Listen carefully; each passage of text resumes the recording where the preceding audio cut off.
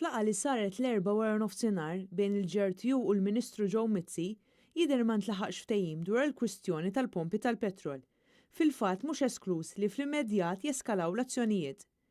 Il-ġimgħa li għaddiet il-GRTU kienet twissiet li tista' tieħu azzjonijiet fil-ġranet li ġejjin wara li l-Gvern kompla jkaxkar saqajh dwar għajnuna lill-pompi tal-petrol.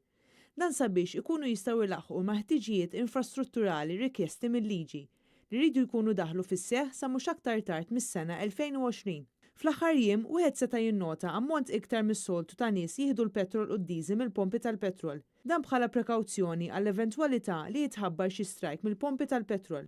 Fi sqarrija l-GRTU kienet qalet li mhux talli d-diskussjonijiet li ilhom għaddejjin mill-2014 ma waslu mkien, iżda l-Gvern issa qed imur lura fuq dak li kien diġà miftiem sa issa.